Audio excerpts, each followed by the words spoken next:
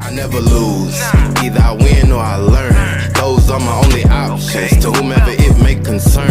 About to be a hot topic, play with fire, you get burned. Ain't nobody give me nothing, whatever I got, better I earn. I never lose, but I learn. I either win or I learn. Those are my only options, to whomever. We learned the hard way. We fucked up. We're not perfect, but the lessons we learn in life, they make us who we are, and here we are, starting fresh. And we're really excited to share our journey going forward with all of you so that we can hold each other accountable through the weight loss journey. Our journey started back in March of 2020. Actually, if you've listened to our podcast, it actually started well before then. We've been, on this weight loss journey pretty much our entire life. But this particular journey, or part of our journey, started in March of 2020, where together we lost over 150 pounds. But then life hit big time in 2021. Injuries, depression, deciding to sell our home because we needed new space, downsizing with 5 people and 2 dogs and a 2-bedroom house, and all this stuff started to add up where our whole regimen and routine got out of whack, where we were eating trash. Yeah, and so it really affected our mental state, our physical state. Those of you who have been following along on this journey, I know you can see a difference when you look at us, when you see this on YouTube. And that's why we've started this, our journey. That's what we're calling this, our journey, because it's not just us, it's all of us together. And so we have a whole new page on veganstrongandfit.com called Our Journey, where we're going to be talking about every week something that has led us to success or maybe failure that we've learned from within the week to overcome and help us to continue on this. How we're going to do this the right way this time to make sure that we're able to support you, you're able to support us, and be sure to go on and follow us every week at veganstrongandfit.com/journey. We're in this together. Hey everybody, welcome back to another episode of the Strong AF podcast. I'm Ashley. And I'm Yuri. And tonight we have someone that we have been dying to talk to for quite a while now, Morathi Howie, aka Mr. Vegan Love Culture, aka the Healthy Dope Man and CEO of Vegan Vibes Music Series LLC, and CEO of Vegan Love Culture Foundation, which is quite the resume. And Morathi's from Concord, North Carolina, which is just up the road from us. And he became vegan at 20. And 25 years later, he is the melanated face of veganism in Charlotte, North Carolina, and surrounding areas, and actually internationally. He lived in Africa for 11 years in Zimbabwe, South Africa, and Zambia, and other African countries, all while spreading vegan lifestyle. He's been back in America spreading plant-based vegan messages to his community and humanity. And he's part owner of Kikaboni Sea Moss LLC. I hope I said that right. You did. Where they provide the best quality sea moss gel, gummies, capsules to customers all throughout America. So welcome, Morathi. We're so happy to have you on. We've been excited to talk to you for quite a while now. Thank you so much for having me on. When I first saw the name of your podcast, I just thought it was really, really dope. Just the name in general was just it was a catchy name, and it's always in divine timing. And I appreciate the work that you guys are doing, and like energy will always meet up at some point in time. So thank you so much for having me on. Thank you again. We're really happy to have you here. We started.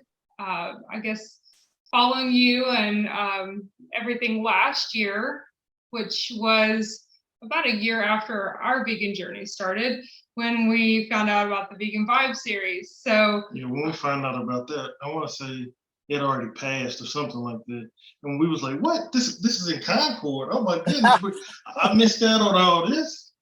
No, we went to one last year. We got the very last one. Okay. It's when we caught you in time for the very last one last year. Okay. Dope. But this year we made the first one. Just saying, Yeah. we made up for it a little bit. Yeah. I told you, I was like, man, I wish I'd have saw you, because I would love to have embraced you guys, but I be running around like a chicken, or organized chicken with his head cut off. Yeah, you stay busy. That was very obvious. But I'm telling you, for anyone who has not been or seen or heard of this, it's in Concord, North Carolina, which is just right outside of Charlotte, at the Cabarrus Brewing Company. And it's incredible, like vegan food trucks upon food trucks upon food trucks, and all kinds of other vendors there, selling anywhere from natural holistic food products, yummy desserts, crystals, jewelry. yeah, just everything, you name it, it's there. And one of the coolest things I think is, like, we're always put in this space where we have to, like, pick and choose when we go out to festivals as vegans, because that's not the norm. And the great thing is, here it's like, well, just whatever you want, you can have. Yeah. Yes. We shout out to my big sister Latice Howie, who's the COO, and my cousin Chrissy Williamson, who is the chief creative officer. And us together, we formed Family Over Everything, which is Vegan Vibe Music Series. So Vegan Vibe Music Series is ran by family. Me and my older sister, and then our second cousin, because her dad and her mom are first cousins. So our second cousin, and we formed this to be able to bring it back to the community, and actually just bring another whole aspect of what it is about. Because sometimes you can go to certain events, certain vegan events, and sometimes, depending on the atmosphere, people may not feel as welcomed, depending on what it's about. You get what I'm saying? And I think there's a way to be able to get the message across to the people, but have everybody feel welcome, because the end of the day, you also want mediators to come out to Vegan Vibe Music Series. You want people to come out that have never experienced vegan food, but then they can say, well, hey, if I'm out there, well, they got music. Well, my favorite thing is old school R&B. Well, I'm just coming for the R&B, not knowing that they're going to get a whole experience of getting you some good vegan beer. And if you're hungry, where else you going to go and get food besides go somewhere somebody going to say, hey, I've never had vegan food before, but I'm going to get that food because that food is good. So we take pride in it, because we never want to force anything on anybody. And so that's why we don't get up there and be teachy or any of that. We want it to be a whole vibe, and that's what we created.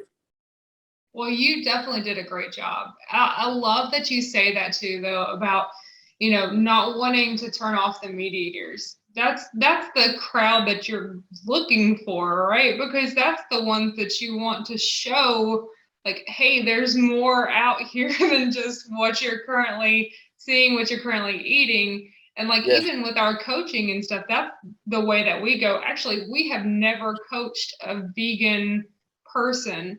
We coach people who want to just incorporate more plants into their lifestyle. And so when I write meal plans for them, I'm helping them to show them how to start reducing that meat and animal product intake without saying, hey, you can't eat this, you can't do this, like it's helping them to understand how they can make changes in their life, which is where our motto, small changes, massive impact, comes from.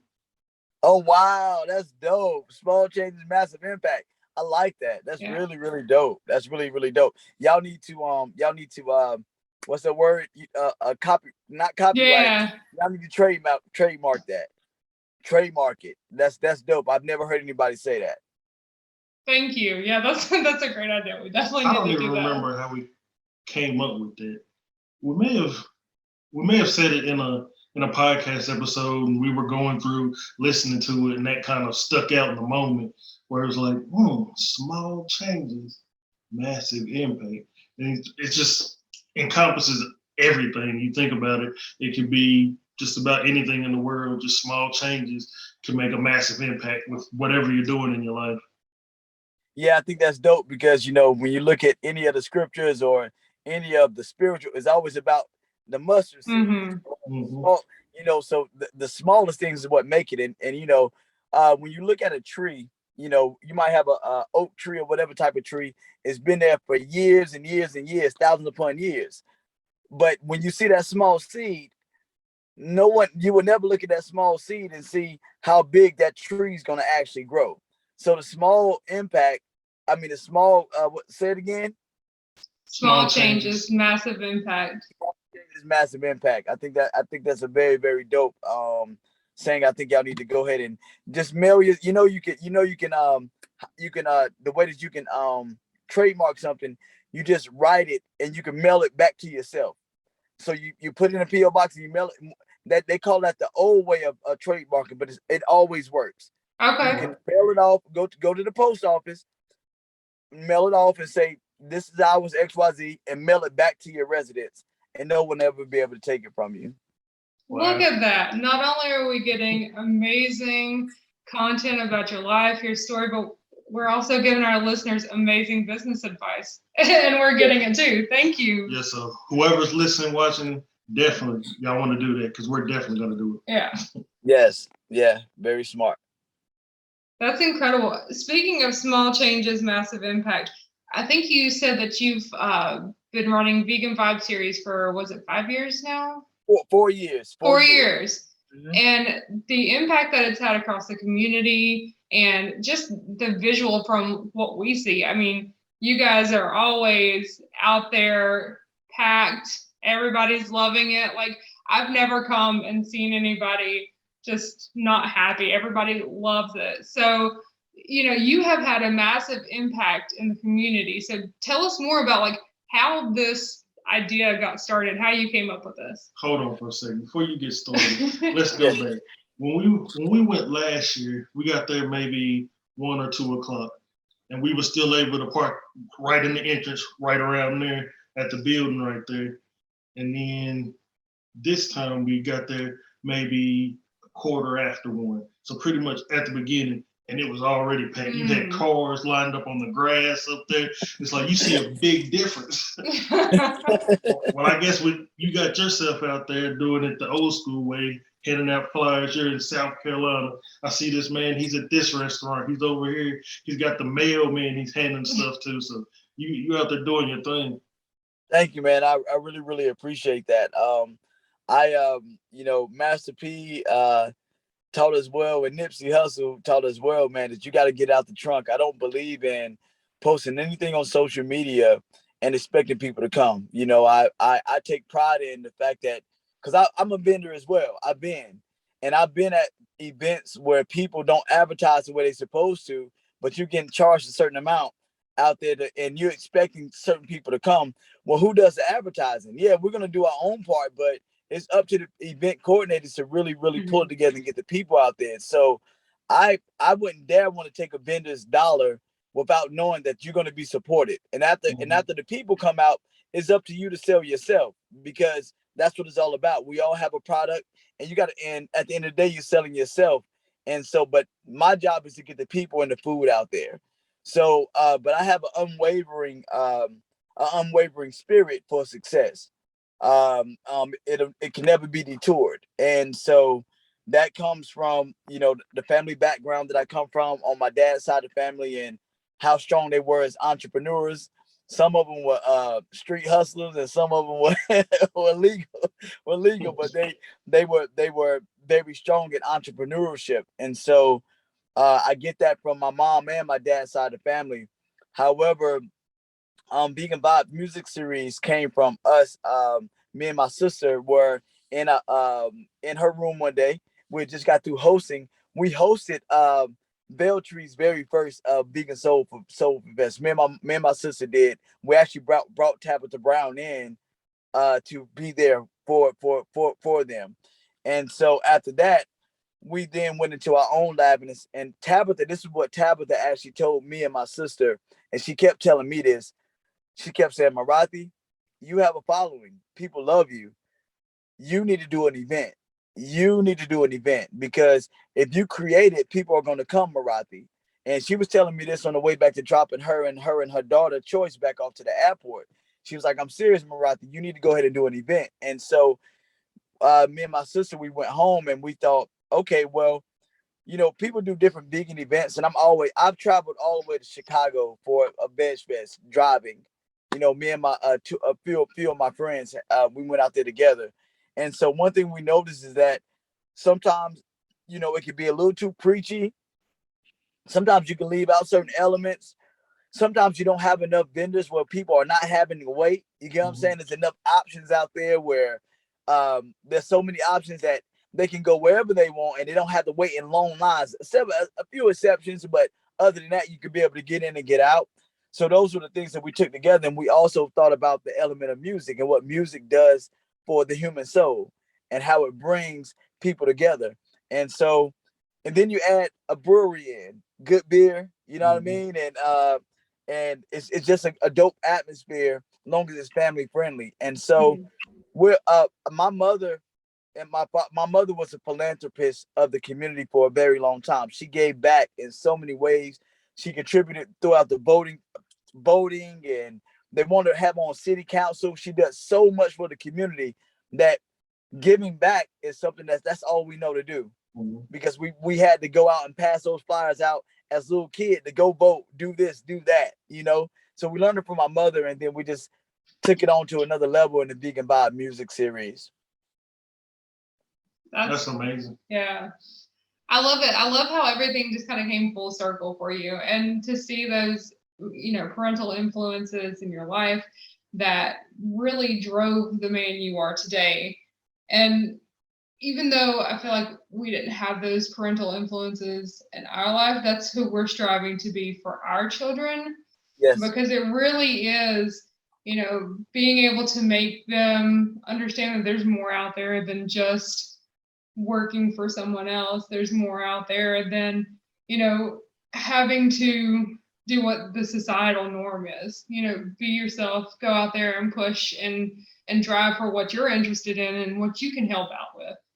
I got a question. Was there anyone who was maybe telling you, I don't know, Morathi, I don't think that's a good idea about you wanting to try your own or something like that? Was there somebody who was pretty much just hindering you, saying, just on the outside looking in, saying, I don't think you should do that, or maybe not in Concord? Yes, yeah. When we first started, we started at the Heist Brewery in Charlotte. So we were right up at Camp North End over there. And we outgrew Heist Brewery, and they didn't really act like they was very receptive to what we were doing. So we wanted to keep it going. And so, you know, a 6 degree separation led us to someone that was on the board of Cabarrus Brewing Company. And we literally grew up 7 minutes walking around the corner from that brewery. So that brewery, when you first come in and you look to the right, all that land on the right-hand side, all the parking, that used to be a big old lake. It used to be a huge lake, bro, all the way from when you first come in, all the way down towards some big old trucks. It used to be a big old lake. So our grandmothers and me and my childhood friends, we would go fishing there, crawdad catching, my brother catching snakes, and that's where we just went to get away, you know, just to have something to do.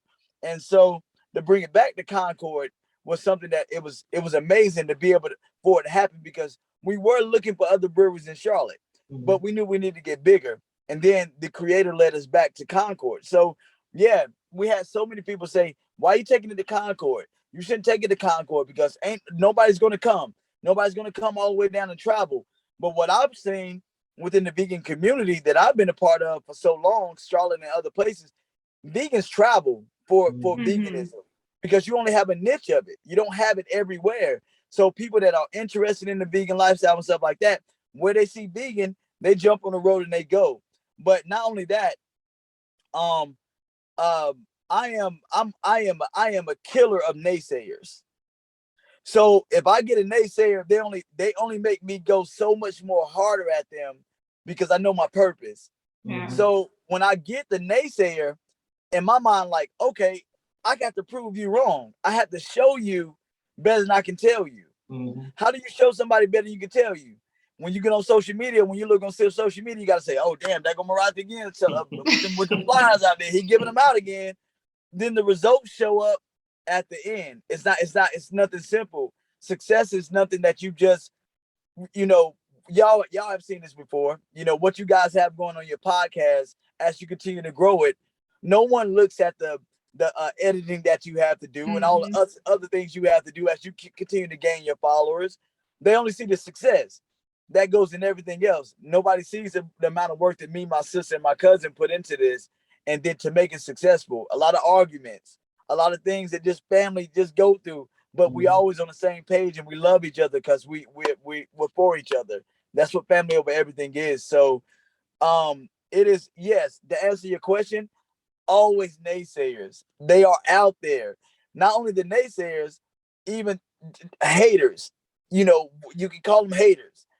That adversary force that's out there that wants to detour you from following your purpose. You get me? But once you have your purpose in your heart and in your mind, you'll lose sleep over it. You're gonna it's gonna constantly be on your mind. Even when you're doing your other job, you're trying to figure out better ways to make your podcast better, vegan vibes better. As you're working with your children, it's always it's a constant reminder of what you want to do, if that's what you want to do, and you'll win from there.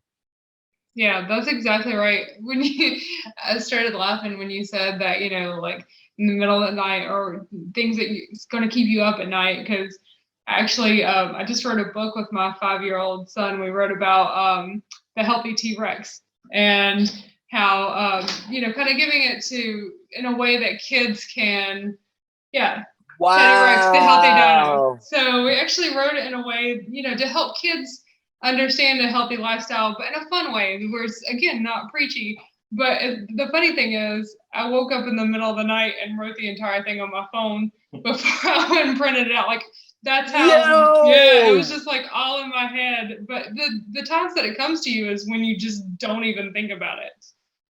Yeah, you know that it's a saying that when the airwaves, you know, like right now, it's kind of hard to focus in as much because you have so many other thought process of people that's out here.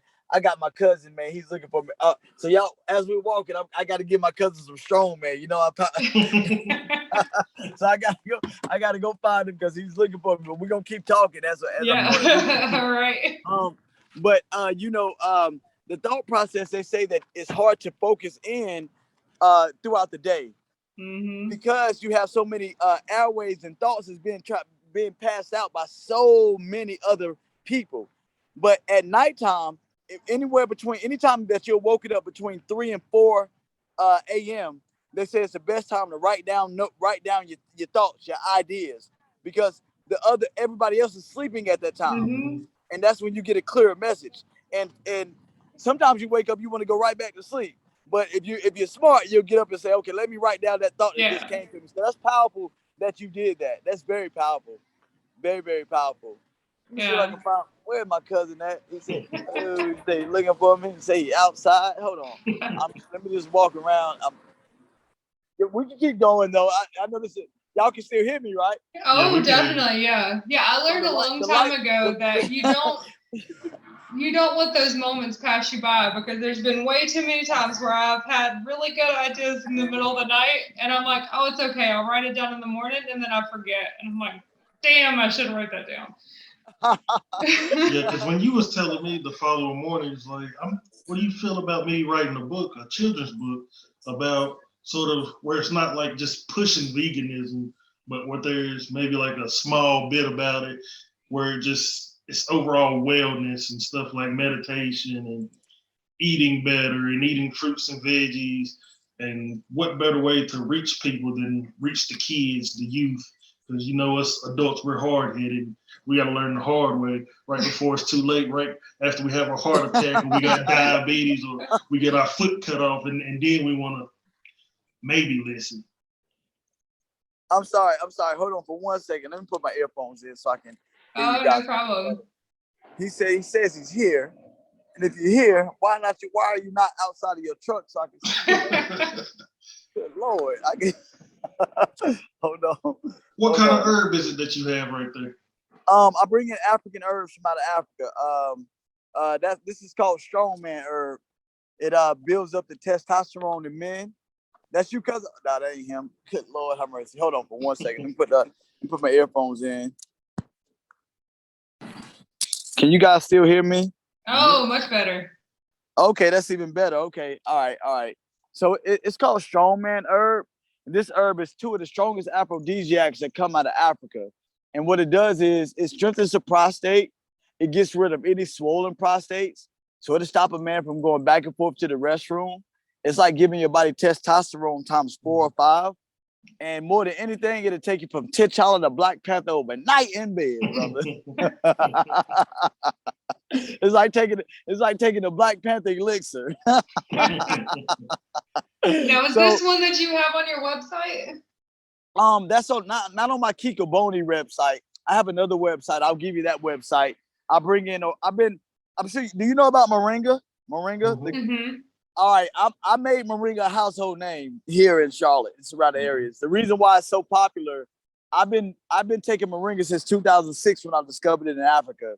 I started selling it here in America in 2015 and blew it up all over. So, I just didn't have the $1 million or the multi-millions to be able to market it. But one time we had it was 2018 and I was sleeping. And I had so many phone calls. And I thought somebody had died. And so they was like, Morathi. They was like, look on TV. And it was on Good Morning America. And they said, hey, they on Good Morning America talk about Moringa. And you've been bringing it in since 2015. And they was like, hey. So they got on there. They was like, the new superfood of 2018 that everybody's talking about is not spirulina, it's not chlorella, it's Moringa. And so only thing I can say is that, hey, thank you, because I don't have the billions of dollars to let people know, but it verified what I've been telling people all the time. But sometimes you don't want to hear from Morathi. You want to hear from somebody else. Strahan was the one that was covering it. And it was right after New Year's was over. So they were saying the new superfood was coming into the new year. And so I got, man, like over 15 missed phone calls. I was knocked out. I was like, whoa. It was like, yeah, man, they talk about Moringa, but you've been bringing Moringa in. So, it was just one of those type of things. But I'm a healer in the community. Not only am I advocate for our people, or for the creator and for God's people to go back into the earth, I'm also an advocate for us to take more herbs for our bodies, so our bodies can start to reverse some of these issues and ailments in our bodies, because you have two different aspects of what we're dealing with. All of us know, we now are aware, it's the age of information, that these medications are not doing anything for us. So you got one aspect, and then you have a natural aspect where, we have our mothers that birthed us, and then we have Mother Earth that birthed all of us. And the way that Mother Earth birthed, this is my cousin right here. I'm still running the podcast, getting it to you right now, cuz. All right, cool. That's it for you right there. All right, cool. Send it to you. Yeah. You can send it to me, cash app. Okay. All right, you good? All right, I'll talk to you later. All right, peace. So a lot of us don't realize, or we don't take it to consideration, that every day that we get up and we walk on this earth, we are connected to the earth the same way the trees are. We can't escape this earth. That's why they say that you're supposed to do grounding and other things, right? So the trees are always grounded. The vegetation is always grounded. We're also created from the earth. All 112 trace minerals that are in our bodies are in the earth. We got iron, phosphate, gold, nickel. We have it all in our bodies. So if you're not going back into the earth to get that nutrition, the body is slowly deteriorating, because you're eating something that's opposite of where you really come from, which is your mother. So you have to go back to your mother, which is Mother Earth, to get that food. And that's the reason why the Bible says the herbs are for the healing of the nations. And it says in Genesis 1:29, you're supposed to eat from every tree that bears seed. We know these things. So I force that I speak on that importance, because I know what it does. So I also bring herbs in from Africa to heal the body. I love that. And we specifically know, how well that has helped our family Yuri had high blood pressure. Like, he was on medication constantly. He hasn't been on medication in 2 years since we went vegan. Amazing. Yeah. And then our younger son, Cam, who is 5, he had terrible asthma from the time he was 6 months. He was in the hospital at least twice a month. Okay. And eczema. And as soon as we went vegan, he has not had any more issues with either one of those. And I know you have a similar story because we were actually just listening to one of your interviews last night. So we were doing our homework. If you can tell the listeners about like your story and you know how you became vegan and how that helped you. Yes, I became vegan back when I was in North Carolina Central University.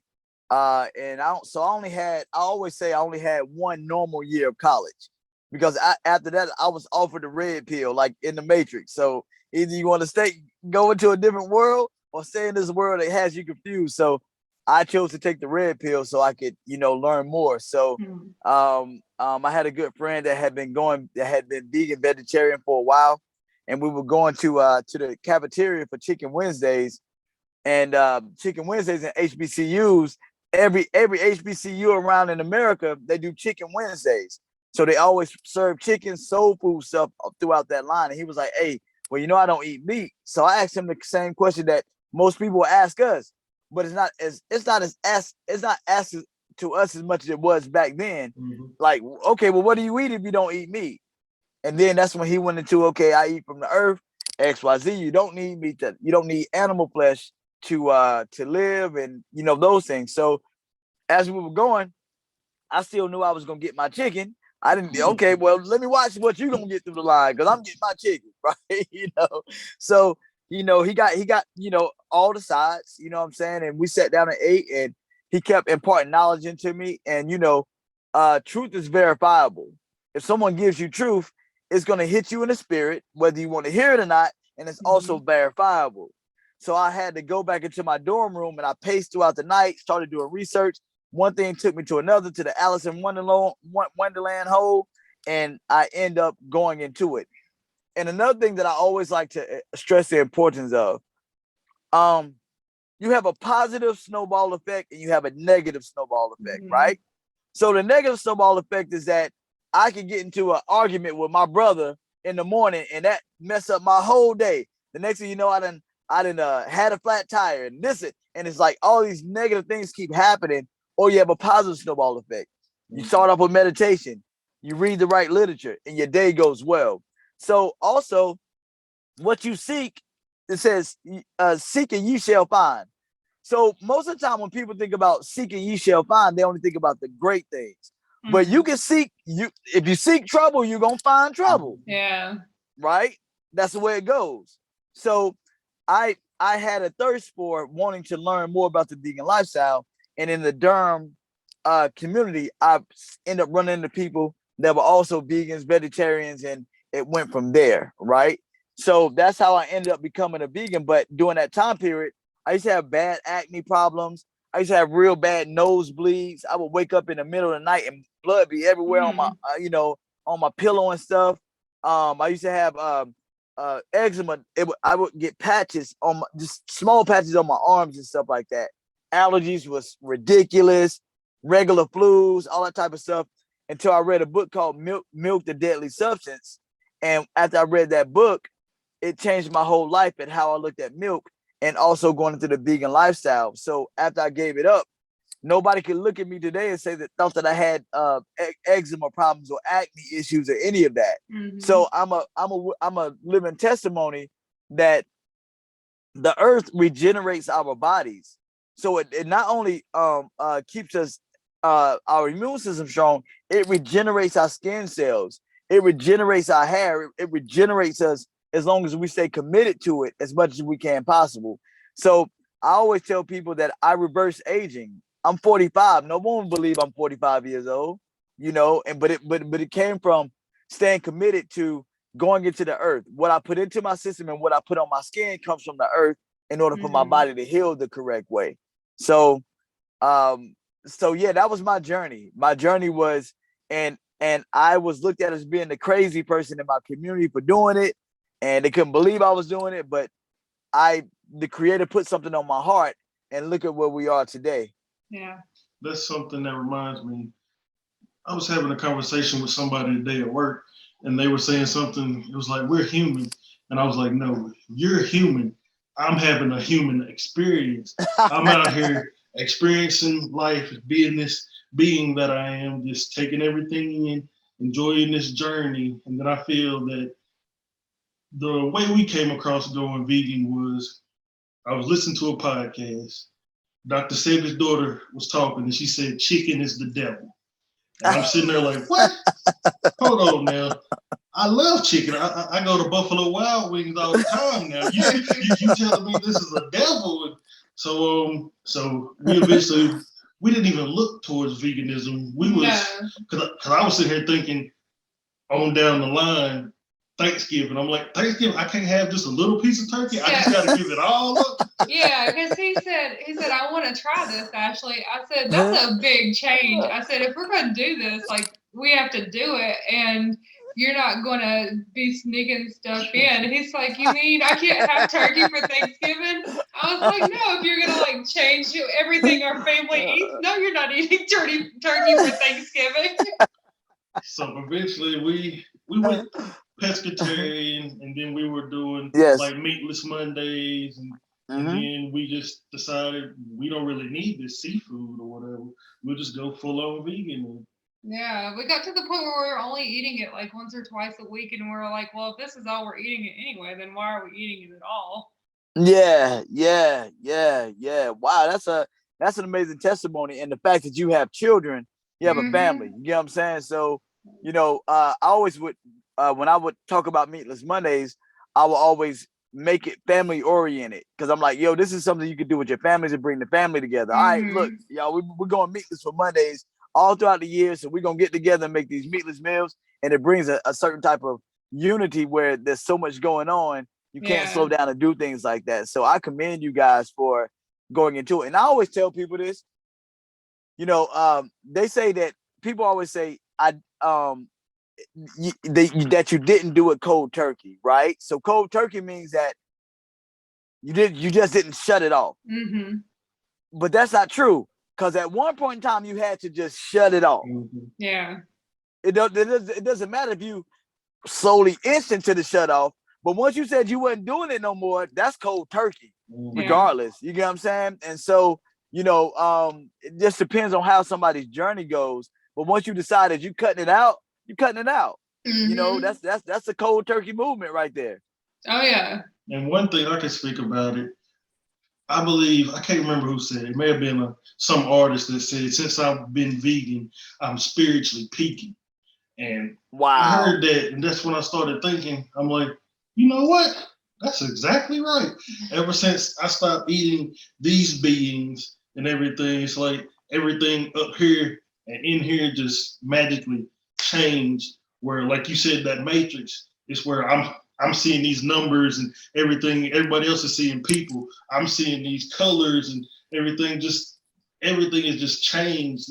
It's just an amazing feeling where the veganism, where the animals, the planet, all that love connects with just spirituality, and then the way you see the world, you see everything differently, and everything is so fluid and colorful, and it's just amazing. It's like you just love everybody. It's like you could be over here saying whatever about me, and I'm like, who did that to you to make you so hurtful that that's your thought? But then again, me being who I am and where I come from, I still have that small thought where I'm like, man, you don't know who I was before this. I'm about that life. But I'm like, hold on, just chill, man. Because most people, they hear your spirituality and they just think that you're all roses and petals and that you're just soft and gentle. It's like, that's not what it is. It's I'm happy. But if I gotta go that route, I can go that route. That's right. As men, we're protectors of our families. We're protectors of ourselves. We're not gonna let, I was just talking to somebody a few days ago, because I had one of those small conversations over some herbs, man, with somebody in my community. that I never thought would cross me like that. And, you know, it got to a point where I was like, hey, bro, I'm good. I don't even need it. And every time I would try to end the conversation in text, peace and love, bro, there's no problem. It got worse and worse for him. And so I had to let him know, like, yo, bro, I got 2 kids that love me. I'm not going to let you harm me in any way. I'm going to defend myself by any means necessary. And God, and defend yourself in righteousness is the way you have to defend yourself in righteousness. And I think that certain time, like you said, you know, when you want to put out a good energy, because see, when your body feels good and you get no signals, because see, the body, right? This is why I break it down to people. See, people want to talk about mental problems, right? That's good. Let's talk about the mental health of the people. Let's talk about that. That's good. But the mental problems come from the signals that your nerves are giving you up to your mental. So if you're dealing with high blood pressure, diabetes, prostate cancers. Oh man, we lost your sound. It's hard for you. Oh, hold on. What about now? Yeah, we can hear you now. Okay. So when the body wakes up and is in pain, you know, on a daily basis, right?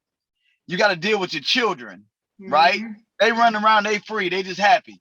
But every day you waking up, you in a bad mood because of how you've been eating all this time.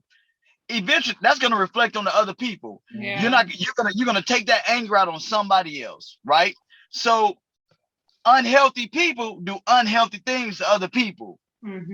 But when you're healthy and you feel good, it takes a lot to make somebody to push you over the edge. Somebody literally will have to push you there for you to do it, because you only want to reflect the energy that you feel, right? And so because we live in these communities where nobody's used to seeing a smile all the time, nobody's used to getting that positive affirmation, they take that as being soft, or they take that as being, you know, I can get over on Morathi, I can get over on Yuri because of, and then when you have to bring out not the old you, but the righteousness of you, to let somebody know that it's about principle. Don't cross my principles and what I stand for. Then that's when they get an understanding. So I'm right there with you, bro.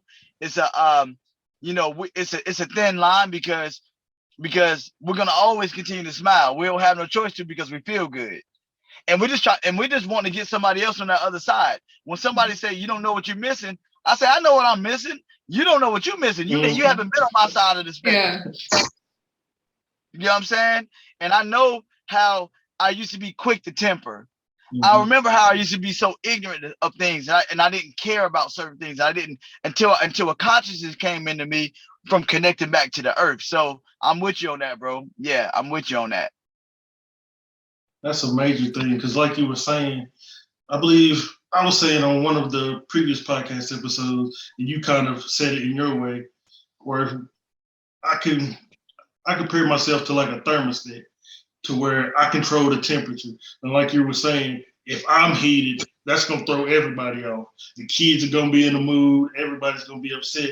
But if I'm nice and cool, everybody's going to be happy. And that energy is just going to be reflected throughout. That's for That's sure. right. I'm a huge empath, so when he's in a bad mood, it automatically turns me. I'm like, you're being a bubble buster right now. Like, I can't do this. You gotta change your attitude. That's real, man. That's amazing. That's amazing. So I want to ask you guys a few questions, man. Like, so how does it feel to be a family unit and changing the health of your family? You know, Yuri, you know what our people went through in the community. I'm sure you have unhealthy people in your family as well. But how does it feel to get to a place where you know that you're changing the paradigm? You're making a paradigm shift into your children's lives that can create something better. How does that feel? Oh, it's huge. Like, I mean, it started first with our kids, because they're in the household with us. And so it was creating those memories of trying to figure out, first of all, what they would eat, but that created bonding time and everything, and teaching them and seeing the way that they even have their own way of teaching others, even without us. Because, us adults, when we say something about being vegan, we come across pushy. But kids have their own way of saying things without being pushy. Like at my son's birthday party, my parents had come and we made vegan food. They didn't want it, so they ate before they came, and they let them know that. And he said, "Ooh, Nana, you ate animals? We don't do that here." So it's like super cute ways that kids can get across that we as adults can't. So it's really that trickle down effect that they're having on people around us, because of what we've taught them. Because it was like around the first year, it seemed like everybody said they would meet. I'm vegan. We don't eat meat. We don't eat meat. So they were advertising everywhere. Wow, that's amazing. That's amazing. That's amazing. That's amazing. So yeah, my boys were brought up. Well, my youngest son was brought up without having the taste of meat. My oldest son, when I was teaching his mother, she was still sneaking and having her meat while he was in the womb. So those things happen. However, my sons, they practice a plant-based lifestyle, and they can break it down to anybody of the reasons why. And I always say this, when these kids get older, we can only teach them the way. We don't know if they're going to stick to it. We don't know what they're going to do. But as long as we teach them that foundation, that's what the Bible says. It says that, teach a child up in his way, or however it go, and they will never stray away. So we can only give them those Jews. We can only be the examples. You know what I mean? Because until they actually get an understanding of what this universe is about, they look at us to be God to them. We're God to them, period.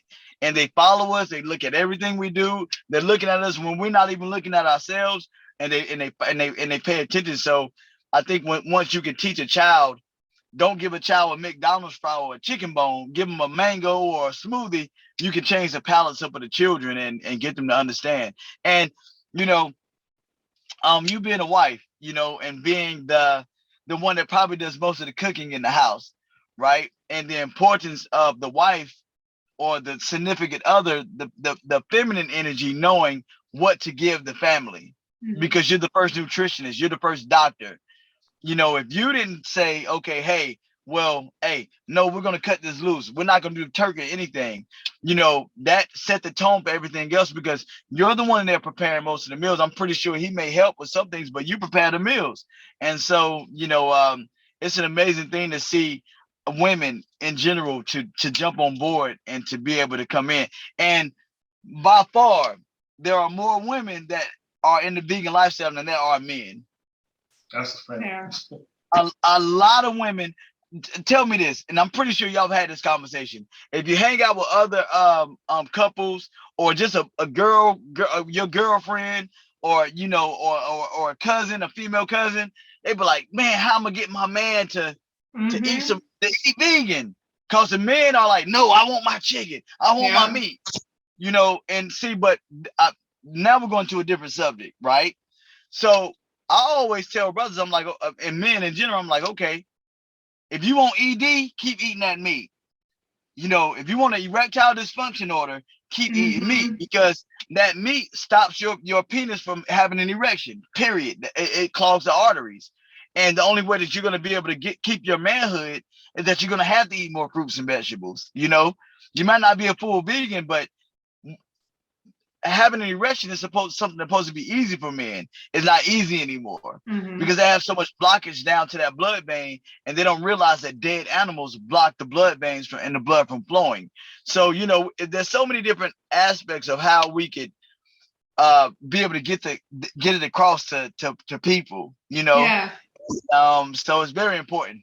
I always recommend the Game Changer for Men, because it talks a lot about that, and it talks about the athletic side, the sporty side. It shows you that, just because you're eating plant-based doesn't mean that you're losing this muscle. It's so portrayed in society as you have to have meat to be masculine. If you don't, you're just not a masculine man, And so it's really changing that perspective. It's all because of marketing. It's nothing else but a marketing tactic. And because of that, it has caused a lot of people to be unhealthy.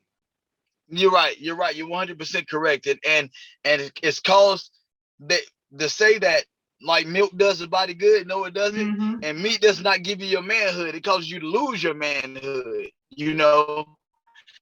And so, you know, it's very important for us to come at, you got so many different angles that you have to approach people because everybody doesn't get it the same way. Yeah. So we got the earth for those that love the earth. You got the animals for those that love the animals. You got those that love the health. You got three different aspects that you can kind of get to people and just give people that understanding. And so, but our job, you know, our job is very simple because we wasn't told we had to grab somebody by the ear, twist their wrist, pinch them. We just got to give them the truth, you know, and be the example. And that's what we do well, you know. So yeah, man, that's what it's all about for me. Yeah, I 100% agree with you. I think that it's just being who you are and letting that inspiration flow through to others because they're going to see that genuine happiness. And that's something that I struggled with for a long time. I was always like, well, is this person going to accept me? Is this person going to accept me? And once I got to the point of, I don't give a fuck who accepts me, right. then, you know, I was a better person for me and for my family because I'm just happier. So, you know, once you get to that point, it's letting who you truly are be an inspiration for others. And you have to understand that not everybody's going to be happy about it. And because a lot of times people are going to project their negative feelings of themselves onto you. And so when you get those hate comments, it's not about you. They don't give a shit about you. It's all about them and how they feel about themselves. That's right. And I feel like I telepathically just kick those words to you because you were sitting there speaking. And in my mind, I'm sitting there thinking, I'm just gonna give a fuck. And then all of a sudden you said it. I'm like, oh, wow. I was just thinking. Yo, I just saw you look at her too. You looked at her like, okay, you like, I saw the look you gave her, but I thought she was giving a look. I thought she was giving a look in shock that she couldn't. But you was giving a look because of, I just said it in my head. Like, listen, tomorrow is 11 years of marriage. I feel like we're pretty on point at this. Oh yeah, y'all connected, man. Wow. That's amazing, man. That's amazing. Well, I do have to go. I have to get in to handle a few things over here. I'm over here at Oh My Soul, waiting on Richard and them to come in. Do you often go to Oh My Soul? Oh, love Oh My Soul. Yes. Yes, amazing. They're just great people, and so I have to go in there and kind of meet with them. And I drop. You know, I'm going to be supplying them. I supply African turmeric and also butterfly pea flower tea. I don't know if you know a lot about it, but that's a tea that helps with hormonal disbalances, hot flashes, fibroid cysts, excessive bleeding, so many different things in women.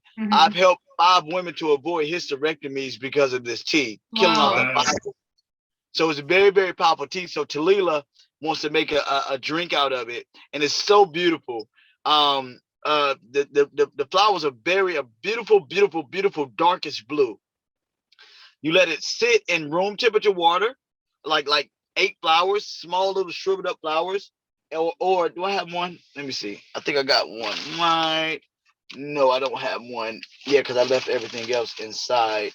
But no, hold up. Let me see. Yep, I got it right here. All right, so these flowers right here, if you can see them a little closely, but they're very beautiful blue flowers, right? And these are shriveled up flowers. But when it's budded, it looks like the clitoris of a woman. The scientific name of it is called the clitoria tenuity. Like, so if you ever seen that chart that looks like different fruits and vegetables that look like different parts of the body. Okay, so when this flower is budded, it looks like the clitoris of a woman, and it gets rid of cramping, bloating. I've had women come to me with daughters that can't play in sports because they come on their menstrual.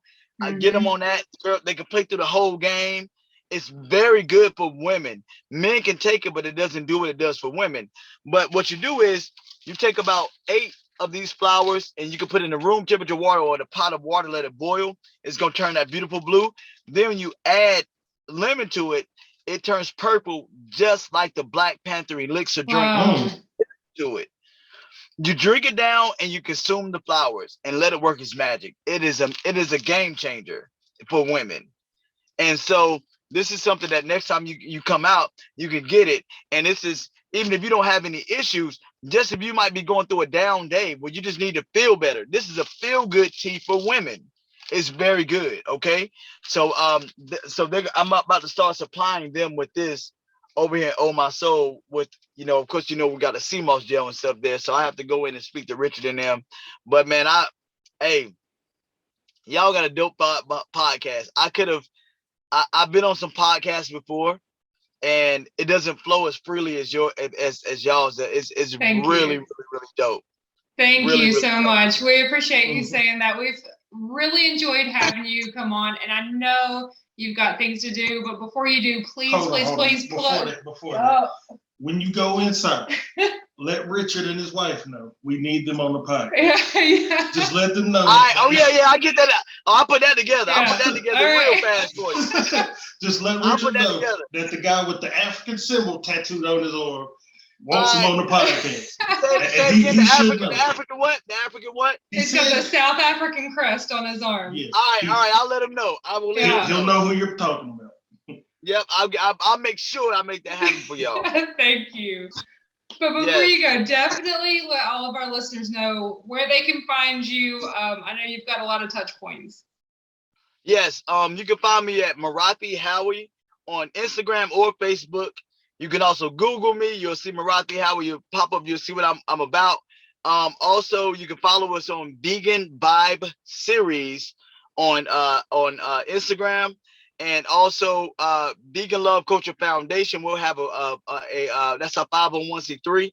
We will have a Instagram up for that soon. Or if you want to order any sea moss, I know we didn't talk a lot about the sea moss, the gummies, and the sea moss gel, but we're in Oh My Soul in Queen City grounds off of 10th Street in Church. If you want the best sea moss gel, gummies, or capsules, we get all our sea moss in from the pristine oceans of St. Lucia. So we tend to put it in all the vegan spots that we can get it in so that people can learn more about it. So that's Kikaboni.com. That's KIKABONI.com. Kikaboni means organic in Swahili. And follow me on Instagram, man, and you'll see everything that I'm about, man. I like to motivate people and just make people smile, make people laugh. And, that's how the world goes around, man, and teach people about the vegan lifestyle. Awesome. Thank you so much. We're, again, so happy to have you on and can't wait to hear more about Vegan Vibe Series.